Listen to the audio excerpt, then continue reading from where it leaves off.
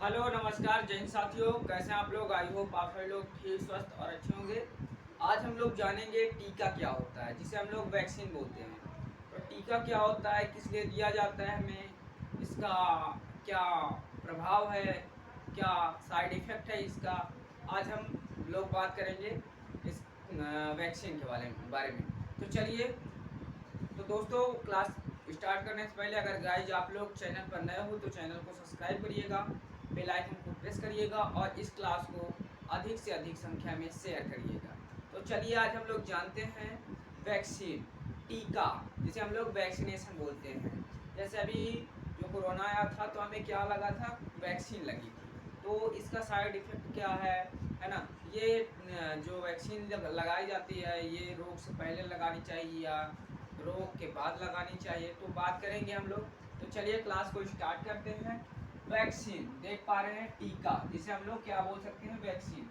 Vaccine में मृत कार्य निष्क्रिय दुर्बल रोगाणु होते हैं। जो इस ये वैक्सीन हमें लगती है, इसमें क्या होते हैं, मृत निष्क्रिय रोगाणु होते हैं। ये क्या होते हैं, जो वैक्सीन हमें दिया जाता है इसमें रोगाणु होते हैं। कैसे रोगाणु होते हैं, मृत होते हैं यानी मरे हुए होते हैं और निष्क्रिय होते हैं, मतलब सक्रिय नहीं रहते हैं। तो वैक्सीन में मृत निष्क्रिय, ये देख पा रहे हैं, दिख रहा होगा, निष्क्रिय दुर्बल यानी कमजोर रोगाणु या जीव होते हैं, जीव विष होते हैं। क्या होते हैं, रोगाणु या जीव विष होते हैं। आगे देखते हैं टीके के रोगाणु क्या कर, ये जो टीका में रोगाणु होता है ये क्या होता है, ये रोगाणु हमें कभी भी रोगग्रस्त नहीं बना सकते या हमें रोग हमारे शरीर में उत्पन्न नहीं कर सकते हैं। ये रोगाणु देख पा रहे हैं, टीके के रोगाणु हमें रोगग्रस्त नहीं बना सकते। क्या नहीं बना सकते, रोगग्रस्त नहीं कर सकते, यानी रोग हमारे शरीर में रोग उत्पन्न नहीं कर सकते। फिर क्या करते हैं, वैक्सीनेशन के द्वारा क्या होता है, वैक्सीनेशन के द्वारा आर्टिफिशियल एक्टिव इम्यूनिटी यानी कृत्रिम सक्रिय प्रतिरक्षा मिलती है। क्या मिलती है, कृत्रिम सक्रिय प्रतिरक्षा मिलती है। किसके द्वारा, वैक्सीनेशन के द्वारा आर्टिफिशियल एक्टिव इम्यूनिटी कृत्रिम सक्रिय प्रतिरक्षा मिलती है। वैक्सीनेशन भी क्या होता है, वैक्सीनेशन भी स्मृति, जिसे हम लोग मेमोरी बोल सकते हैं। क्या, मेमोरी आधारित इम्यून रेस्पॉन्स होता है। क्या होता है, वैक्सीनेशन भी स्मृति मेमोरी आधारित इम्यून रेस्पॉन्स होता है। आगे देखते हैं, टीका हमेशा क्या होता है, टीका हमेशा किसी रोग से पहले दिया जाता है। क्या होता है, टीका जो हमें दिया जाता है वो भी किसी रोग के आने से पहले ही हमें वो टीका दे दिया जाता है ना।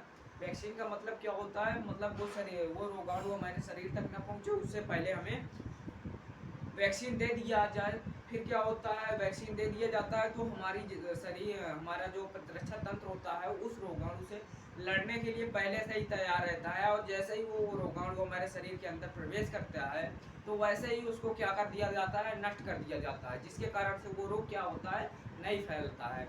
आगे कुछ देखते हैं, जैसे पोलियो के टीका को क्या कहते हैं, पीओबी।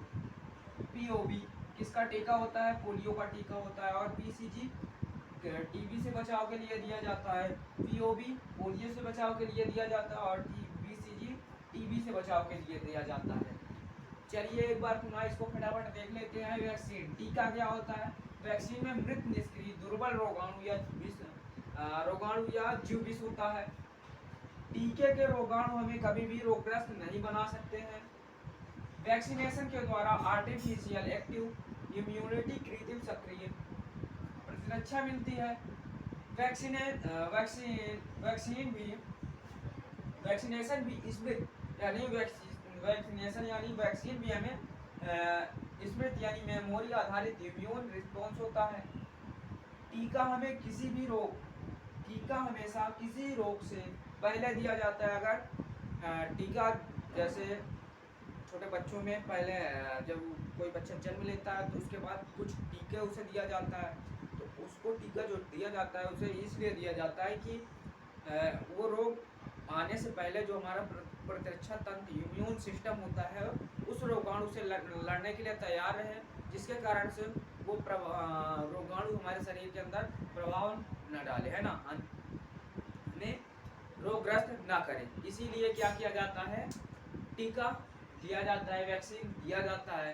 तो बाकी ये वैक्सीन टीका आप लोगों को समझ में आया होगा गाइज। अगर आप लोगों को टीका वैक्सीन समझ में आया कि हमें टीका क्यों दिया जाता है ना, किस लिए दिया जाता है, और इसमें जो वैक्सीन होती है उसमें जो रोगाणु होते हैं वो कैसे होते हैं, मृत होते हैं कि सजीव होते हैं कि निर्जीव होते हैं। तो निर्जीव होते हैं, जो कि क्या करते हैं हमारे शरीर को, और ये जो रोगाणु होते हैं ये कभी हमें रोगग्रस्त नहीं बनाते। क्या करते हैं, रोगग्रस्त नहीं बनाते हैं। और ये क्या होता है, तो ये क्या होता है गाइस,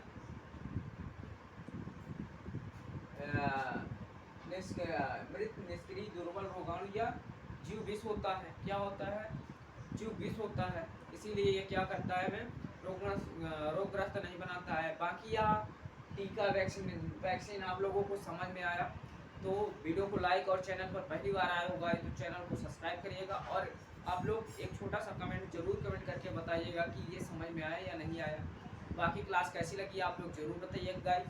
चलिए मिलेंगे नेक्स्ट क्लास में, तब तक के लिए सभी दोस्तों को थैंक यू, जय हिंद।